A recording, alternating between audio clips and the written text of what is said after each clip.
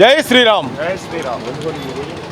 ఈ రోజున జై శ్రీరామ్ ఎందుకు అంటున్నాం అంటే పర్టికులర్ నేనంతా కూడా ప్రపంచవ్యాప్తంగా భక్తి పారవశ్యంతో అందరూ కూడా అయోధ్యలో ఆ రాముడి యొక్క బాలరాముడిని ప్రతిష్ట చూసే భాగ్యం మనందరికీ మోడీ గారు కల్పించారు.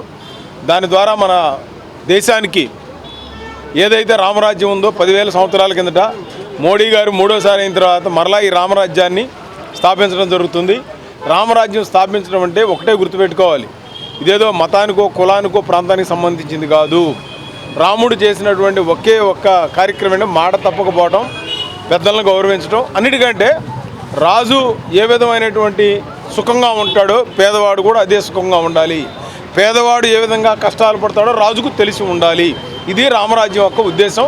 అది మోడీ గారు చేస్తారు, భారతీయ జనతా పార్టీ ఆధ్వర్యంలో జరగబోతూ ఉంది. ఇది మరి ఈ రోజున గుంటూరులో మన వల్లూరు జయప్రకాష్ గత 20 రోజుల నుంచి కూడా భారతీయ జనతా పార్టీ తరఫున మోడీ గారు చేసిన మంచి కార్యక్రమాలన్నింటినీ కూడా ఒక పాంప్లెట్గా వేసి ఆ పాంప్లెట్ని ప్రజలకు పంచాలని, అదేవిధంగా ఇక్కడ ఉన్నటువంటి పార్టీ అధ్యక్షులు నరేంద్ర గారు, మరి సోదరుడు మన టీవీ రావు గారు, అదేవిధంగా సుధాకర్ గారు, మరి వీళ్ళందరూ కూడా గత 20 రోజుల నుంచి ఈ కార్యక్రమాలు సక్సెస్ చేయడానికి కారణం ఏంటంటే మోడీ గారు ఇచ్చిన కార్యక్రమాలని ఈ రాష్ట్ర ప్రభుత్వం పేరు మార్చి అందులో కూడా డబ్బులు కమిషన్లు కొట్టే పరిస్థితి తీసుకొస్తామన్నారు. ఈ రోజున అన్నిటికంటే దౌర్భాగ్యమైన పరిస్థితి ఏంటంటే ఈ రాష్ట్రంలో 10% డబ్బులు కట్టలేక కేంద్రం యొక్క నిధులు దరిదాపుగా 40,000 కోట్ల రూపాయలు ఆగిపోయినాయి.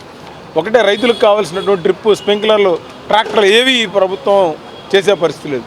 రైల్వే లైన్స్ అవి దరిదాపుగా 1,250 కోట్ల రూపాయలు అవి రావాల్సినవి. ఎస్సీలకు రావాల్సిన బెనిఫిట్ అవి రావట్లేదు. అదేవిధంగా నేషనల్ హైవేస్కి ల్యాండ్ ఎక్విజిషన్ కేంద్ర ప్రభుత్వం ఇస్తానన్నా కూడా డబ్బులు కూడా కేంద్ర ప్రభుత్వం కడుతున్నా కూడా వాటికి కూడా ఆ డబ్బులు ల్యాండ్ ఎక్విజిషన్ చేసి ఇవ్వడానికి కూడా ఆ ఇచ్చిన డబ్బులు కూడా వాడుకున్నటువంటి ఘనత ఈ ప్రభుత్వానికి. అందుకనే మోడీ గారు ఈ దేశాన్ని ప్రపంచవ్యాప్తంగా ఇప్పటికే టాప్ 3లో మనం ఉన్నాం. ఇంకా దాన్ని నెంబర్ 1 తీసుకెళ్లాలని ఆయన ఆలోచన.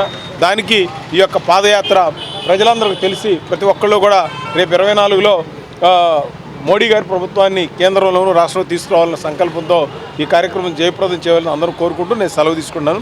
జయప్రకాష్ గారు అంటే ఇప్పుడు ఆల్రెడీ మేము జనసేనను బీజేపీ పొత్తులో ఉన్నాం. అసలు అది మా స్థాయిలో ఉండదు, పర్టికులర్ కేంద్ర స్థాయిలో ఉంటుంది.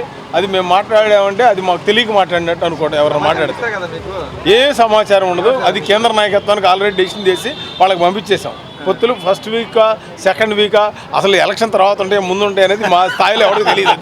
అది రైట్.